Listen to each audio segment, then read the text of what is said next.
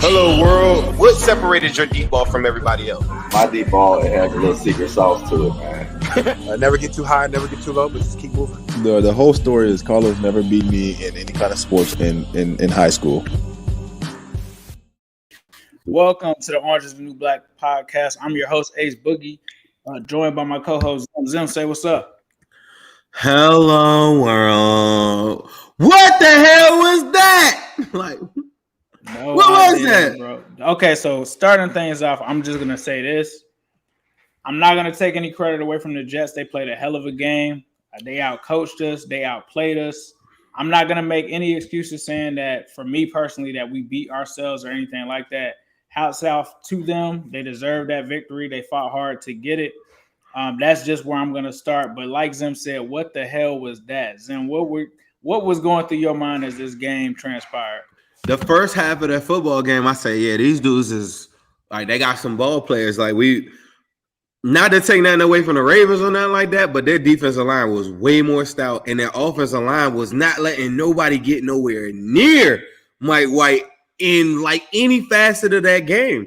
Even the sack on the sideline where Ogunjobi and Trey Hendrickson teamed up on it, like he could have just threw the ball away and not even took a sack right there. Like, man, that was like the NFL is super, super unpredictable in that sense. It's like these are the best athletes in the world. I was arguing with someone on Twitter about cricket athletes or something the other day. Mm-hmm. The National Football League houses the best athletes in the world. So even if you take the worst team, bro, like, and the Jets are not anywhere near as bad as the Lions, but yeah, we should have beat the brakes off of them. Once we go up 11 points, like I started tweeting and getting back on my stuff. I do have a confession. I was doing my live stream, and I want to blame my wife for this loss because she said I was too loud, so I had to lower my tone, right? Next thing I know, Jets start like coming back, all that stuff like that. She called and messed up my live stream, and we weren't able to generate enough energy to the stadium, and I'm sticking with it.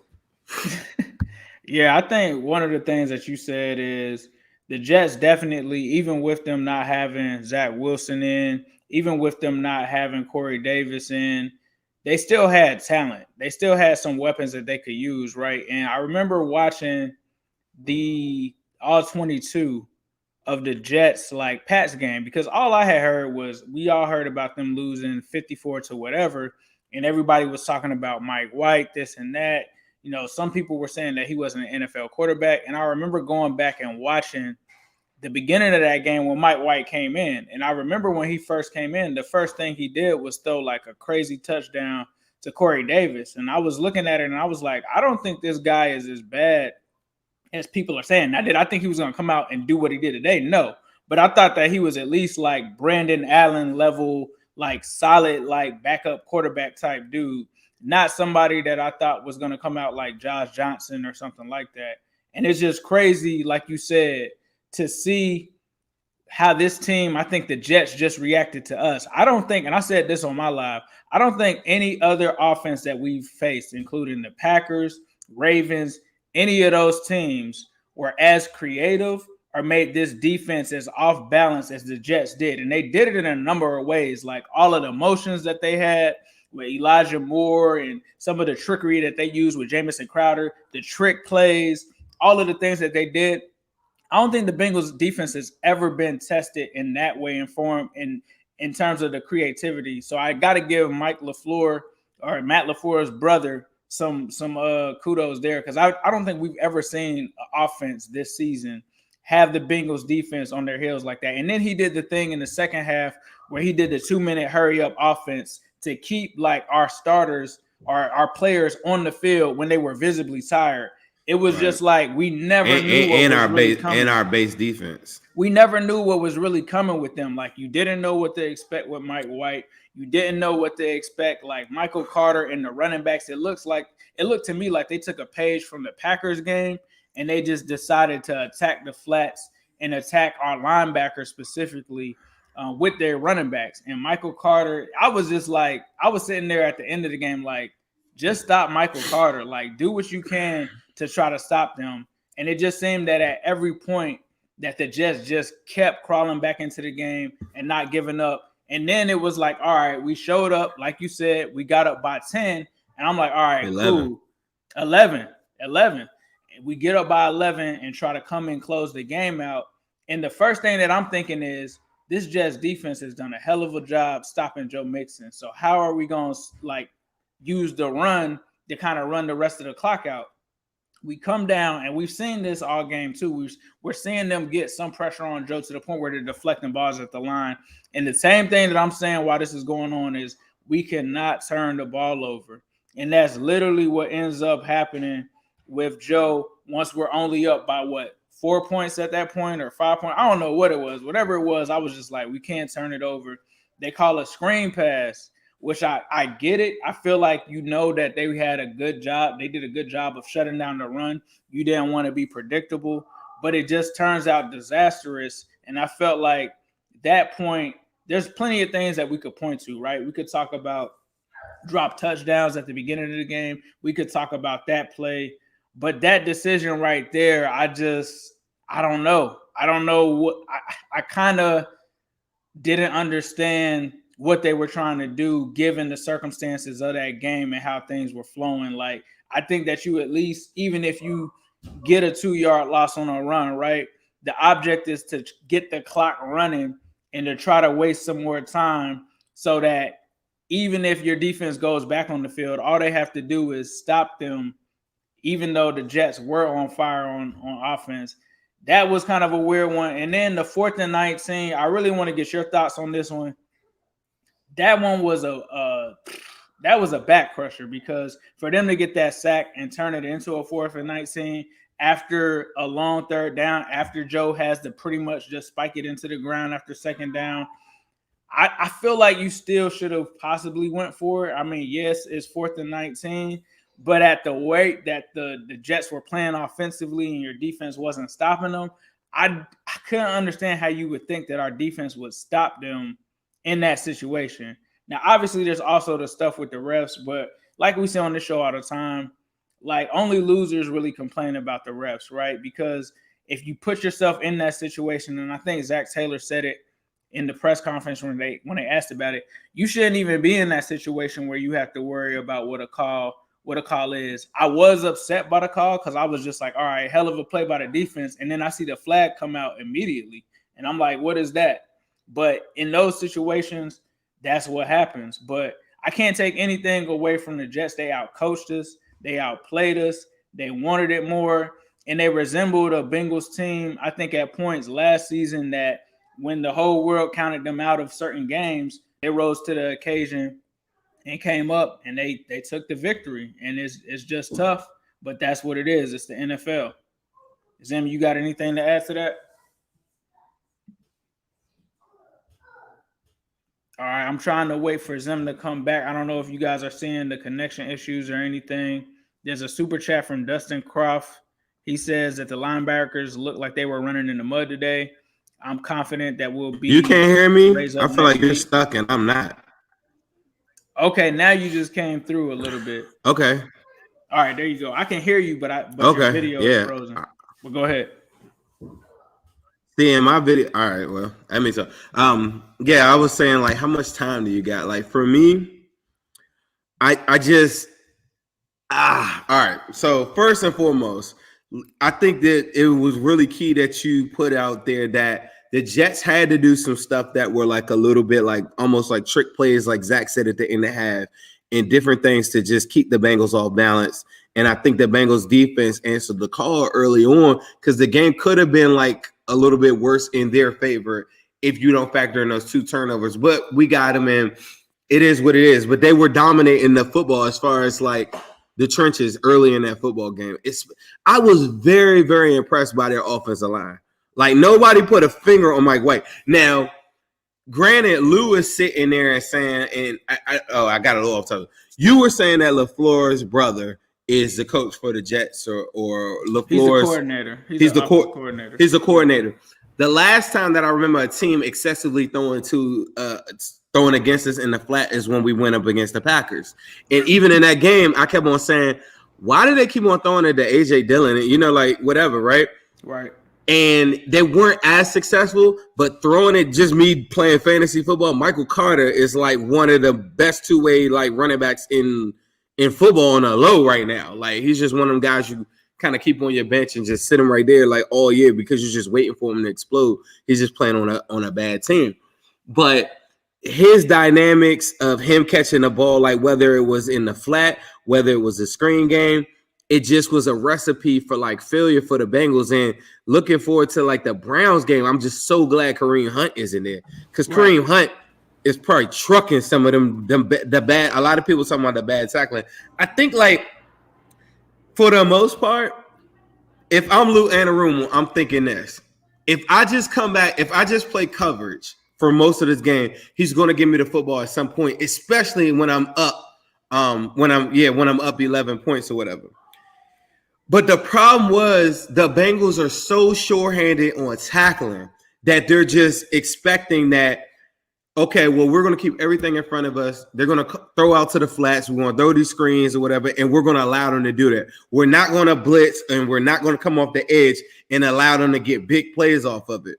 But the problem is like pre-snap, the positioning for a lot of the linebackers, and like you alluded to, them not allowing the Bengals to get off the field. So a lot of times you had like a tired Jermaine Pratt in our 4-3 base defense when you needed like ADG or you needed your packages. Maybe you bring in a Flowers, or you could bring in all these different guys that have a little bit more speed and heftiness to their game or whatever. But they were never really allowed to do that at the end, going into the halftime, the last 10 minutes of the second quarter. It just continued the whole entire game. And I was trying to like look at a different angle, and I'm like, why is it surprising them for 4 quarters that this guy is going to throw into the flat? He never threw a ball beyond 12 yards the entire football game, I don't think. Somebody had to go back and correct me. Yeah, I don't remember any deep shots. It was all short to medium. There was only one pass that was 12 yards, and then I think the guy ended up getting like 16 yards off of it. Mm-hmm. But it was maddening just watching at home, just like, why are they not adjusting to that? They don't have to adjust to like blitzing, even though I wish they would have came after Michael White a little bit more. That was the key to the game. You know, like I feel like the Bengals, like so many times, they don't score that many points, and then like, say the Bengals lose a game. I'm always saying, well, the Bengals defense did a good enough job to win the game. Today is an example of when they did not do enough good stuff to win the game. So they just got killed in the flats for 4 quarters, and this dude got 400 yards off of flats and screens. Like, and then when you go up 11 points, that's when the defense got to step up, and it just killed me at the end of that game when they finally did get the stop. The big stop that we've been waiting for, right. That's the call right there in that spot. That's super, super awkward. Super. The timing of that call is just so bad. Like there's so many other things that could have went, you know, maybe in the Jets' favor earlier. And that's why, like you were saying, I don't really harp on calls earlier.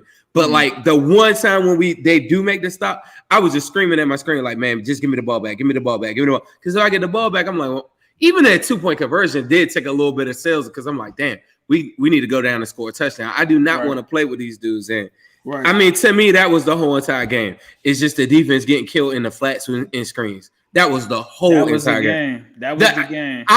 There's another thing. Why do they wait so long to go to Jamar Chase? They went to him on the first drive of the football game. But we talk about this every week. It kills me. Jamison Crowder and Denzel Mims probably had more targets than probably the most electrifying wide receiver in the National Football League right now. They went to him one time on the first drive. Then they come back on the drive where he drops the touchdown or whatever, right? Mm-hmm. But I think somebody atones for that. They end up getting a touchdown on that same drive, right? That was a field goal? I think that might have been a field goal. Okay, all right. But either way, those are the 2 times. He leads the whole entire game with 4 targets? Who does that? Like what NFL team does that for arguably the best wide receiver that the Bengals have seen since AJ Green? probably the best, like it's not rocket science. When they do go to him, good stuff happens like each time, bro. Like aside from the drops. I want to point out this too.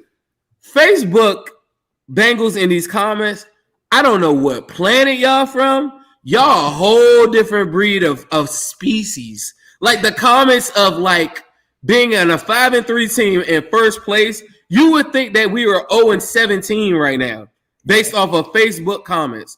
I never really look at the comments that often, but they're so incredibly crazy that I have to invite one of these people to like talk to me one day. Like, who hurt you? Like what? Well, I know who hurt you. The Bengals, like y'all are insane. These dudes are on here talking about like fire everybody, get them out of here. You know that you just lost one game. Your whole entire season didn't just end. Right. Lou Anarumo has a top 5 defense, and then you got one game that he doesn't pitch a shutout, and he gets now they got the ass whooped. But your first, like, who does that? You just say, hey, look, I'm done. The whole team, blow the whole thing up. Like, do you know how crazy you sound? Like, I know I talk crazy and I sound crazy, but I don't really be saying too much crazy stuff. These dudes are insane. I just want to point that out. Nah, it's all good. So, super. I am pissed, but firing everybody is going to make me a loser. Yeah, you want to be the Browns? Like, firing people just at will and, like, just like something doesn't go your way, we lose a game that we're supposed to win. Tear it all up. Tear it all up. Tear it up. I'm done. Football season over. Let's get out of here, guys. Like, no, that is the stupidest thing that you could do. That doesn't, just because you're pissed doesn't make you more pissed and something to brag about. Like, dude, I'm more pissed than everybody else because you want to become a loser by firing everybody on a 5-3 football team. That means that you want to lose. To me, you couldn't want to win and fire everybody and what? And bring your ass to the stadium? Guy on the couch, like, what's your plan? Sounds like you're trying to lose. That don't sound like you're trying to win. That's my opinion. Nah, great points there, Zim. Jigsaw with the $20 super chat says, aren't all plays supposed to be reviewed in under 2 minutes in both halves? Somebody should have been in the ref's ear from New York. Jets deserve that win. Can't take that away from them. On to the Browns. It is what it is, bro. You can't put yourself in those situations because you're never really going to get it. Aquila the Great for $5. Appreciate that, bro. Says, good teams beat bad teams. Pretending teams get upset. I'm pissed, but all I know for the certain is the Bengals played heartless in the story. I wouldn't say that they played heartless. I wouldn't go that far because I think that they showed some heart at the end of the game to come back. Scott, you've been watching this game before I was born. What does that mean? You know more than me? You want to win more than me? What does that mean, Scott? Talk to me, Scott. That don't mean nothing. You don't know about this. Right. So what? So what? You was around. You saw more than I saw. So what? I'm here now. I'm breaking down all these games, and I had to watch the loss, but I'm not crying because you could cry further than me. Your tears run down your laptop faster than me. No, that doesn't make you a winner. You go and assess, like, why did you lose the game? Figure out how do you get better and get prepared for the next game. That's what somebody with sense does to say, this is how we want to win. Right. And 1975 doesn't resonate with 2021 week 9. We got a football game to play. I don't care about your tears back then. What do your tears back then have to do with tomorrow and the day after that? Today is a new day. Tomorrow will be a new day. You got to figure out how do you stop these teams throwing the ball into the flat, figuring out how can we get Joe Burrow off to a hotter start at the beginning of these football games because we just put up 30 points. So there's something to be said there too. Right. And I mean, I don't know. Like, I'm not one of the people that's going to be sitting here and telling you like, man, the Bengals should have won. And man, no, I want to win, bro. Like, I'm not going to sit here and say, yeah, man, there's so much that we can build off of that. Like, I'm not that guy either. I'm just saying that from what I saw, this is still a good football team. It doesn't mean that I got to burn the stadium down just because they lost. And there's a lot of good things. I just think that the simple things that the Bengals should be doing, such as getting our big three involved in the game early into the game. So then you take all that pressure off of them. That is the most maddening part about this offense. Is like, I think that in itself will put them in a position where now they're up And then when you get later in the football game, yeah, I could come after Mike White. Yeah, I could start blitzing a little bit heavier. I go up by maybe 14, 15 points or whatever. Like, you would think that the Joey B turnover was at the worst time possible. The stadium was rocking over there. The momentum and everything like went in their favor. And them dudes balled like crazy today for real. Like the Jets D-line and their offensive line was insane. Like Quentin Williams, bro, their offensive line played a really. I'm curious to know the grading for them because besides Hendrickson, Ogunjobi on the first 2 drives was getting home a lot. I saw Cam Sample, he got charged for the late hit, but I mean there was very little pressure, there was very little anything like Bengals defensive line. It was nothing like the Ravens as far as how they were in the backfield with Lamar Jackson on both sides, on runs and on passes. Dustin Croft says, real talk, the Jets DBs weren't getting killed. The completions for Burrow were threaded in there. Other completions were off script. Yeah, I mean, I guess their secondary did decent, especially against the MIGOS. I still felt like the MIGOS were somewhat of a factor. Big time. Complaining won't make us 6-2 on the Cleveland. 6-3 next week is all we can do now. Can't cry now. And then go 5-4 next week. Yeah, I mean, at the end of the day, you already beat the Ravens and the Ravens and the Steelers. You got an opportunity to beat the Browns, who just lost to, I believe, the Steelers today. So at the end of the day, the goal for number one is to win your division. Number 2, you still got a chance to win the AFC. It's not over. It's not over after this week. So you have to see what you. It's a big game.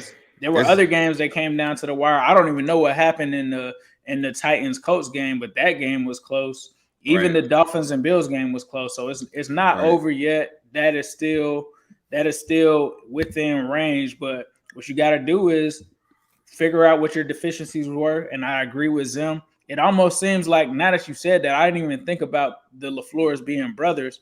That game plan was very similar. They must have told bro. They was throwing all that. They was like, bro, throw to them in the flats and kill them in the flats. And one thing, in a year when everybody had their pitchforks out and they were like, linebacker play. There's not that many teams that have challenged us at the tight end position or those running backs out in flat, because I think they're watching the reaction speed of Logan Wilson on these plays, so they're assuming that that's something that you can't do to the Bengals. It's going to be very interesting to see what the Browns do that for a Baker Mayfield that has a non-injured, throwing shoulder or whatever. Do they simplify his game plan and just go with a whole bunch of dump offs with those big bodies? Now, they had a big injury today too. Conklin got carted off too in their game. I think that's their starting right tackle. But I think, like, for a lot of people saying that the Bengals suck today, I'm reading like a lot of those comments too. Yes, but no. The Bengals, this is the NFL. They put up 30. Bro, they dropped 30 points, and coming into the game, what we were saying, hey, look, the Jets secondary isn't trash. There were different in the all season. I thought the Jets had one of the better all seasons. It's just with the Carl Lawson injury, different thing. And I talked to our guy Carl Lawson 2 days ago. He said he's doing really good. He said that he's really itching to get back out there and stuff like that. But I just thought that the Jets defense, and given their head coach's background and everything like that, the onus is always going to be on defense with them. And we put 30 points on them. So you don't completely suck, but an L is an L. You lost. I just think, just like the Bears team, the Bears game, you get the ball back, and it's a dub. And I just hated that we couldn't get the ball back. The timing on that third down call was just horrible. And the game just went by I don't know if your commercial breaks were they seemed super long to me. Like there was a lot of commercials. It was a lot of commercials. It was a lot of commercials early in the day, but the game kind of, went by as planned or whatever. But I mean, that changed up really quick. And when I brought up that Joe Burrow interception, that wasn't to put the blame on Joe Burrow. That was, again, Shaq Lawson making a hell of a play, reading it. They do the fake throw, turn back around. Fake throw, turn around, come back, throw, play. They did that 3 times early in the game. They come back. He said, "Oh, they're doing it again." Got his hands up, made a great play on the ball, right. and that just happens, And I know that the Bengals are a better team than the Jets, but today the Jets were a better team. And I am very, very angry. I am a lot happier though, because last time we did the show, all these other times I was extremely sick. So I am happy about that. I guess that's maybe why I'm not as pissed as everybody else. And I just see so much in front of us. I feel like we, out of all the scenarios, we still control our destiny. It's like, go beat the Browns. After that, we're going to the bye, right? Yeah, after the Browns, we go into the bye. I'm hoping Jackson Carman is good. I don't know what happened if he redid something with his back to his back. But the game was super simple when I think about it. It's not going to our big three early in the game. Not enough. You shouldn't. How can Jamar Chase be second in the NFL in yards? Almost was first, right? And he leave a game with 4 targets. Like who on the staff? Like, and then so late in the game, give him credit. They handed the ball off on him 9 yards, easy. Right. Who on the staff? Like, they don't come to meetings and just be like, I put a tweet out. I said, first series, go to Jamar on a deep route, go to Jamar on a comeback or a dig route on the first series of the game. The defender would never recover from that. Like, he would be thinking, like, is he going to go deep? Is he going to go short for the rest of the whole game? They don't. It's different for a player to look at film and then actually get out there and then feel it. When he got that one play and then he breaks off a tackle, then he comes and spins, the defenders are out there like, oh, like, who is that?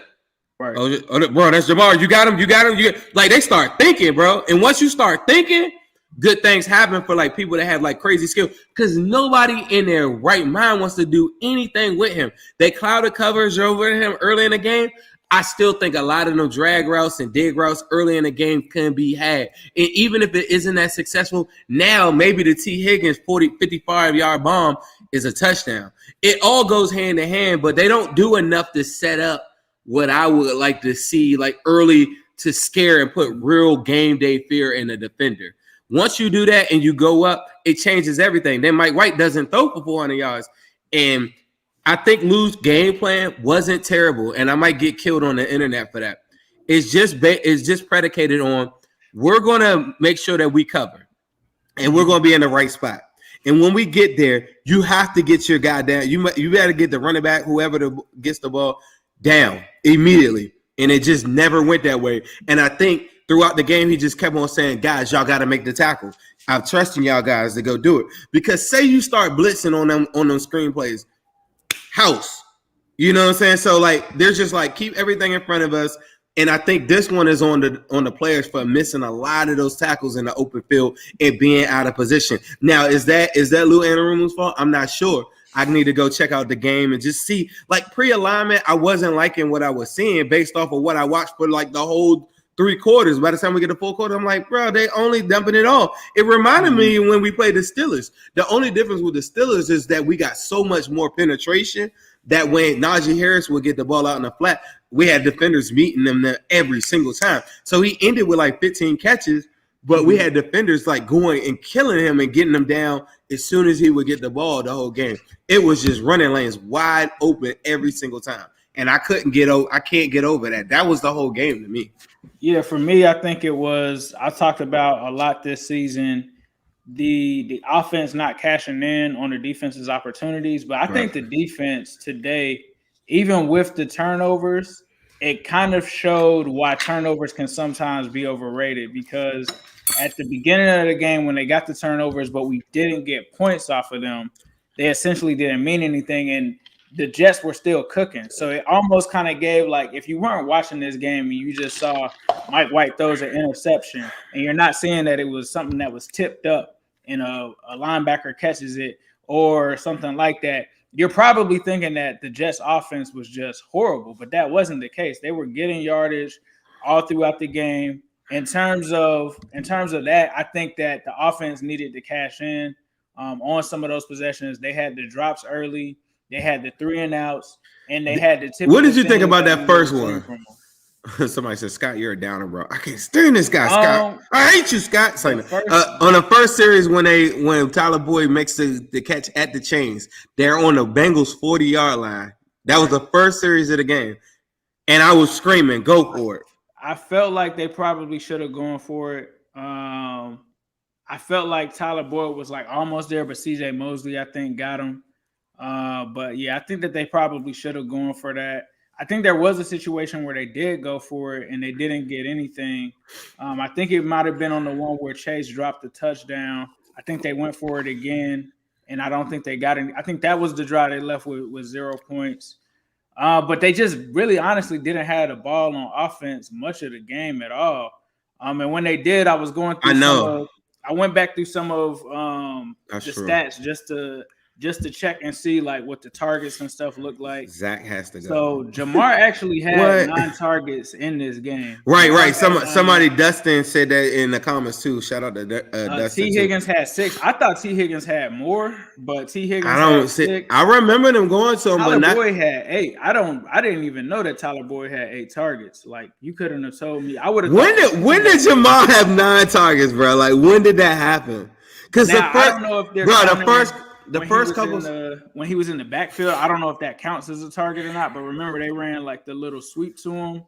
I might have stepped away or something. I mean, he only had one. He had 1 carry for 9 yards. Did he end up with 9 yards? Yeah, he got like a first down. That was a run. That was a run. Yeah, that was a run. I don't know if I counted that as like a target or not, but it was just a sweep. That was it. But 9 targets, bro. I was sitting there by the 3rd drive and saying, when y'all gonna go? Like there must have been some throws to Uno that were just so errant and nowhere near him that I just thought like, okay, that was an incomplete pass. But 9 targets, man, there were so many, bro. Yeah, Joe seemed pretty pissed on the one with Uzama and Boyd end up in the same spot, route. And he was thinking to himself like, man, that's a touchdown. And I mean, you cannot take anything for granted in the National Football League because any given Sunday, like a New York Jets will come out there. Like for all we know, next week we could come out there and blow the doors off the Browns. But right now, that honestly, based off of what we saw today, that's not a great matchup for us. Is like I was feeling really, really confident. They have to be able to put up points, and then I don't think the Browns can stick with them. Browns scored 10 points today. It is what it is, but the Browns have had success against us. I just think that Lou's got a couple of different things that he needs to change this upcoming week because Baker can get a little bit more loose and he will run on some of those 3rd downs too. So they got a whole nother thing that they need to check out for in this game. But that does there's so many thoughts in my head. Advantage, like running in space. They're a good screening game. They're a good screen team. Yeah, great screening game. Yeah. Dustin says something else. He says the same route that Chase burned Marlon on, the DB stuck to his hip. Our receivers honestly didn't get a lot of separation today. I mean, it is what it is. I don't feel like I saw that. I saw Tyler Boyd get some separation. I saw Uno get some separation. I saw T on a deep bomb get separation.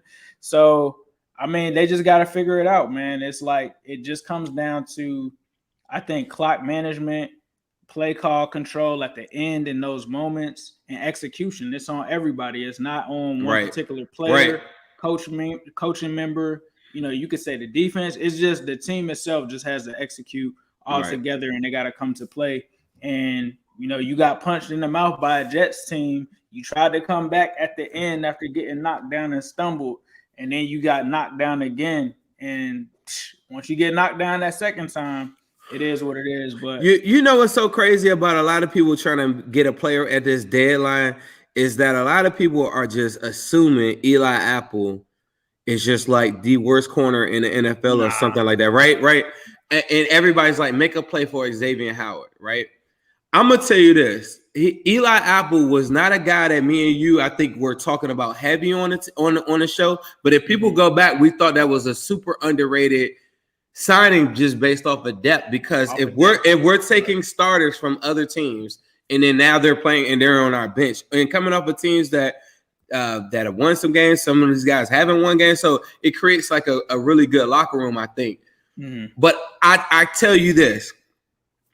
If we're talking about like what's going to impact this team, based off of what I've seen with Eli Apple the last couple of weeks, we're fine. We're fine in that sense. They're not going to be elite, but there aren't teams when they go to target him and stuff like that, they're not winning and they're getting 3 and outs and stuff. So that's all you want. If I'm not mistaken, he was the one that had the incompletion on the 2-point conversion. That he was targeted and he held up in coverage. And so I say, like, if it was a glaring like say we play a team. I'm gonna tell you, like we play the Chargers or something like that. Somebody with two really good wide receivers, and see do they abuse them all week.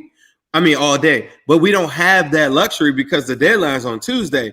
But I will say this: he's not glaring, right? But one thing that will make Eli Apple a whole nother notch up. One thing that will make Awuzie, because I thought Awuzie, this was his worst game in coverage. Right. I tweeted that earlier in the day, constantly just chasing all the touchdown one that didn't count.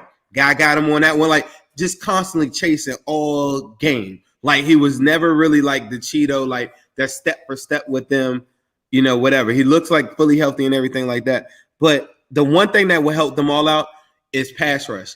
If you play any NFL team, right, and you're allowing a guy to sit back in the pocket like that, somebody's getting open. So everybody better not come back and say, oh, well, that's on, the corners are trash, or because everybody's super reactionary, as I'm seeing in the comments, but how do you aid them? Pass rush, tip balls, different things like that at the line of scrimmage, and just getting to them. They fail to get to them. Me and you could throw for 200 if it's going to be comfortable like that.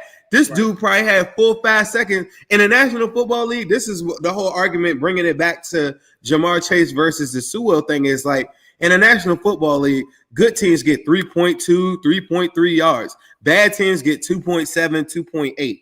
So is the margin of 0.5 seconds, is that big enough to give you more wins? And that was my whole argument, not. But if on the inverse of that, if I'm on defense and I'm watching a guy sit back there for 4-second drops, which is insane.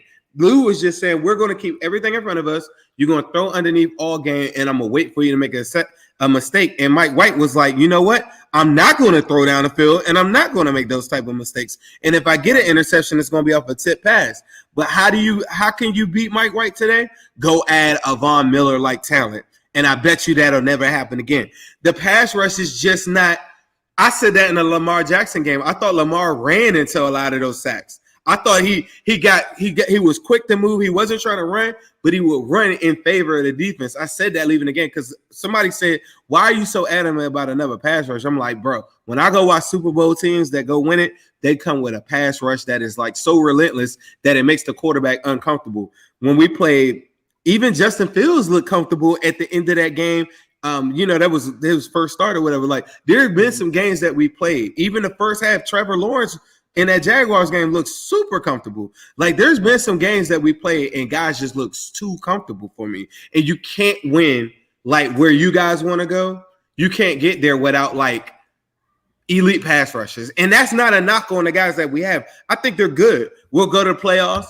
You'll run into a better quarterback that doesn't care about it. They'll run into what they saw today from Mike White and company, like the pass rush they saw today, and they'll blow us out the water.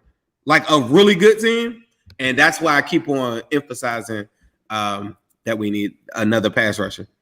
Yeah, I'm definitely on board. If they do get another pass rusher, I'm on board with it. I just think I don't know what position that you can pick up that just stops you from getting killed in the flats. I don't know if that needs to be like a scheme change. I think the pass rush will get there to the point where it speeds up some of those plays. You gotta kill some of those plays. But you're right. That's gonna be more like an adjustment. I think that they'll make though. Yeah, like that's something that we gotta get down. A lot of that's pre-snap.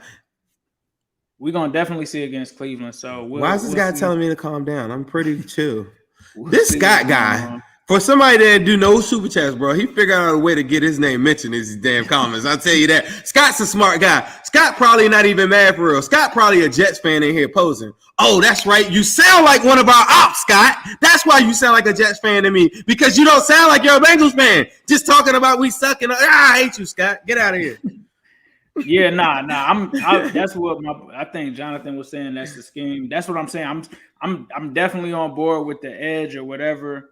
But I'm just saying at the end of the day, they do have to change the scheme, and I think they will to combat that. They're gonna have to turn the tape on and see what's going on there, because it clearly is an issue for us. And I think that they'll get it together next week. But like Zim, I wouldn't mind them going out and getting Von Miller if that was the case. That's a great person. They could go get anybody, bro. That's gonna help them do a lot of things for sure. We looked it up. I think it's $8.22 million for half a year rental. I think I looked it up. My man, Big Money Brad with PFF gave me some stuff, but there's a lot of different things. I mean, I want to highlight something too really quick before we go.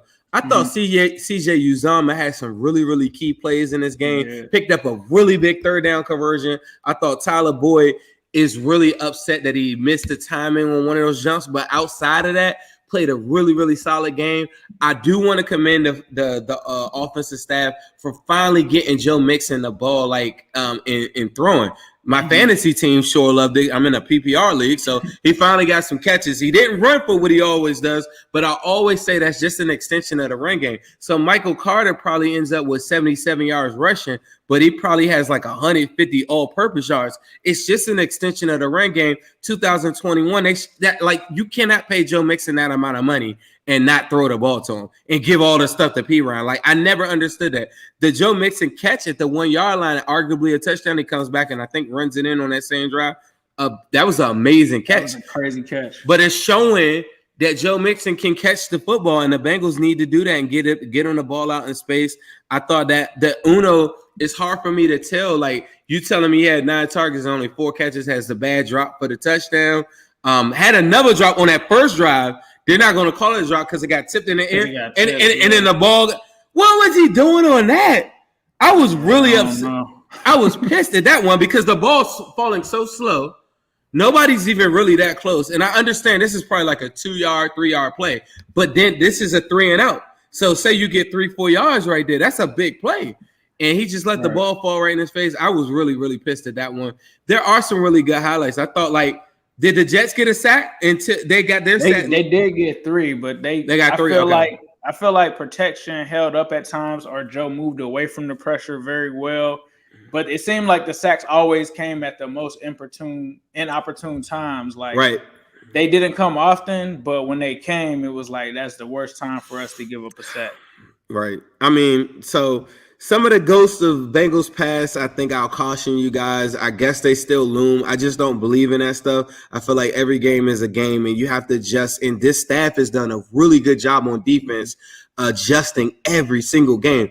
When the Jags killed us with the read option, they come back second half. I just thought I knew for sure. I'm like, we about to shut this down second half, and they never made the adjustments to it. And the athleticism of Michael Carter out in space, the dude Johnson ran hard as hell. Like, you got to kind of tip your hat off to some of these guys. Like, every game that we lost, I remember the plays, the big plays, and a lot of times it's our opposition making this play where I'm always been saying, like, yeah, man, like, that was a good play. Justin Fields made the play of the year. Like, I think about that play all the time, know, so. And then you look at Packers games where we should have won the damn game, man. I don't need wow. Yeah, right. It's where they're just giving you the game. And, this was a game where they earned it. They won it, but they had no business. Like, once you go up by 11 points, you got to stomp on them. You got to stomp that out. Yeah. And somebody said this earlier in here, and I agree 100%. Good teams beat the brakes off of bad teams. So am I as high on the Bengals as I was yesterday? No, I'm not, because I see some deficiencies in our team now. And it doesn't take away the fact that I think that we will beat the brakes off the Browns. It doesn't take away from the fact that I still think this is a playoff team, but pump the brakes on the Super Bowl hopes now. Because if you can't take out Mike White, what you think Josh Allen and Justin Herbert about to do? Right. Whew. Definitely. I agree with you on that. Tommy Robinson, super chat for $4.99. Steelers a lot Nation. of old heads are saying they've seen this before in the 90s, but it's 2021. Joe Burrow didn't play for those teams. And man, I was ready to say that Joe Burrow, and I know people are probably going to get him for the interception. It's weird because he's got a couple interceptions that were tipped at the line. I don't really consider those real interceptions or true interceptions. I feel like Joey B played a hell of a game too. To come out and have only 82 yards and a touchdown in the first half for barely having the ball. The way he came out in the second half was just something special. And I feel like it's criminal the way that this game ended, because that's going to kind of overshadow it, and people are probably just going to focus in on the interception that came in the fourth quarter. but I thought that he was magical at times, and that put him at 20 touchdowns on the season through 8 games. This was a 3-touchdown performance where he came out and balled out, and probably should have had 4 or 5, right? Like if Boyd runs the right route, that's probably a touchdown. If Chase catches the one earlier in the game, that's probably a touchdown. He is definitely different than anything that I feel like we've ever seen at the quarterback position for the Bengals. So keep that in mind that we still have him, and hopefully we can get out of this thing on top with Joey B. Real quick before we go, we've gone a little bit longer for this. This is kind of like therapy for me too, because I'd be pissed. Yeah, the only thing I do, I like usually go hug my son and stuff like after a game or something. And he'd be like, "Did we win?" And like that. That makes me happy. Because like if I don't do that, I probably would end up like Scott or something weird and just go off on tangents about nothing, and I don't know. But let me ask you this: going off of what you saw today, not being, you don't seem too heavy reactionary. What do you feel like are the keys to success to turn this thing around? We're coming off a 3-game road trip. We go back to Paul Brown. Right. So now we come home. You play the Browns. What are your keys, your early keys to success to win this game? I think that you have to obviously stop the passes into the flats. I think the Browns are definitely going to cut the tape on and see what happened against the Packers and against the Jets. So you're going to have to shut that down. You're going to have to try to shut down that Browns running game, which the Bengals were doing a great job of that this entire season outside of 3 games. The Jacksonville game, I'd probably say the Packers game, and this game. For the most part, they've done good against the run. But we already know that that's one of the keys that drives that offense in Cleveland. So you got to be able to contain the run. You're probably not going to shut it down, but if you can contain the run and not let it just derail the entire game, that's what you have to do. I think that you have to offensively put up points against this defense with that Joe Woods kind of throws out there. You got to protect yourself away from Myles Garrett. The key to beating the Browns, I think personally, is you have to kind of take their run game out of the game by trying to get a lead on top of them. You got to try to jump on them early so that you can get to 14-0 to make them one-dimensional, because when it comes to passing, that's just not something they do as well as running.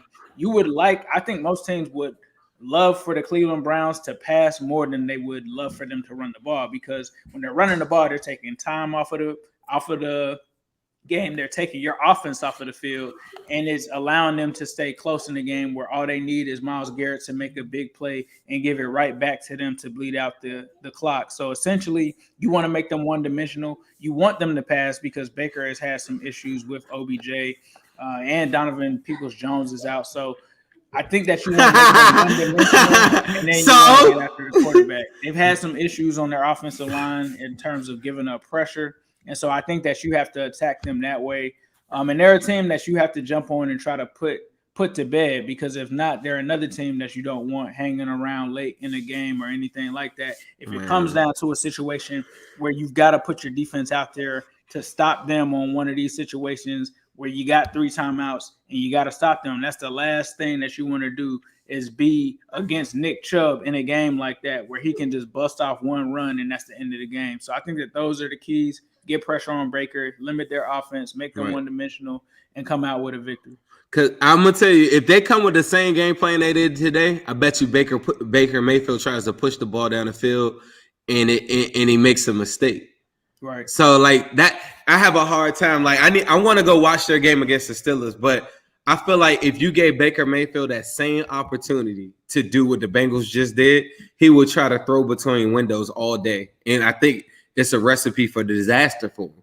So I don't like, it might sound a little strange. I don't think they should come after him or anything like, because once you start rolling and getting them moving. Oh, hey, look, Diddy said that. I didn't mean to cut you off, but I just seen a tweet from Moody that just said Randy Bullock kicked the game-winning field goal for the Titans. Oh, all right. Congrats, Zan. One thing Diddy said, I turned on my super chat for the first time ever today, guys. So I appreciate anybody that did a super chat. I also wanted to say, if you are watching this, a lot of times you guys are watching these and aren't hitting the like button. Just hit the like button and subscribe. Some people are watching this and maybe not subscribed. You might be Scott from another dimension watching this on like something from the future or something like that, and you're not even on the same stuff as us, but you just go on to YouTube, hit the subscribe button and hit like It's super simple. We really, really appreciate that. We need to get our momentum going because if we could turn up, I promise you, somehow that equates to more wins. I want to give Ace a special shout out too for Midwest Best Barbecue. I know that you're going to go get you some Midwest Best Barbecue probably today if you had the opportunity.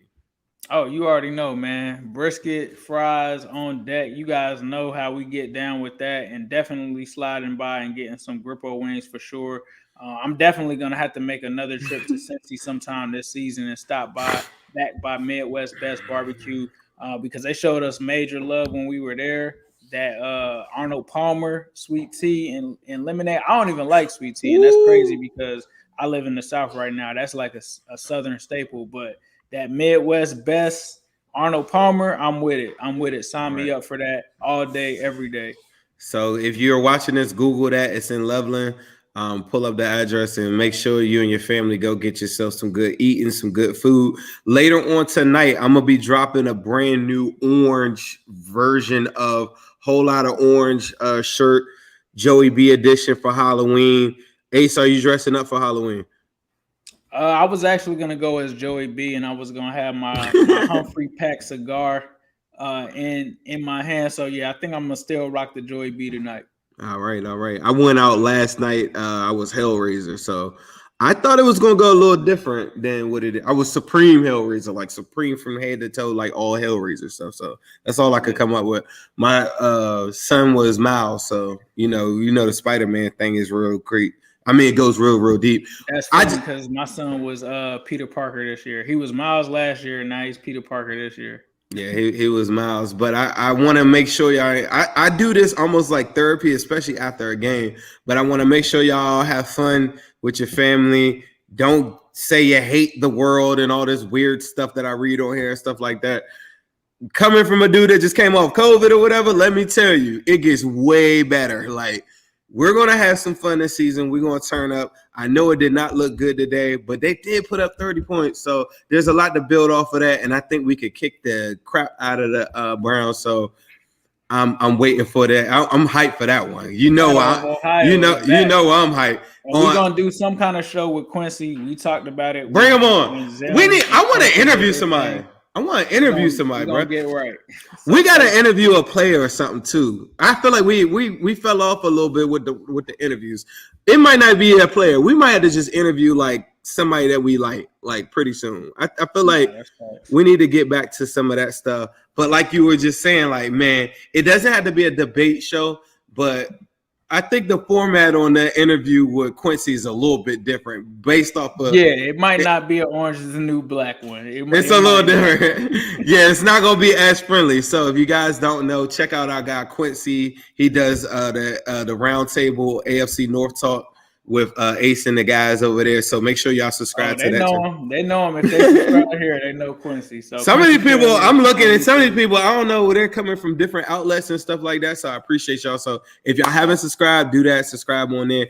But me and Quincy got smoke coming up. I'm ready for him. This dude said a lot. He said Donovan Peoples-Jones is a factor. He said that Jamar Chase, he would not pick over OBJ. Now, mind you, this is before all of the Jamar Chase is Jamar Chase. But in my crazy world, Jamar Chase is Jamar Chase. So it's going to be fun to reconnect and talk some stuff to that guy. And as we get ready for the Battle of Ohio, and we put these brownies into the damn ocean, lake, or whatever the hell's out that way, all that stuff. Facts. So, of course, we got to end this with a yes. Sirski, hold up a super chat. This game gave us one step closer to adding some much more needed sauce to our defense. Yes, Sean David. Yes, Sirski. Hello, world. What separated your deep ball from everybody else? My deep ball, it has a little secret sauce to it, man. Never get too high, never get too low, but just keep moving. The whole story is Carlos never beat me in any kind of sports in high school.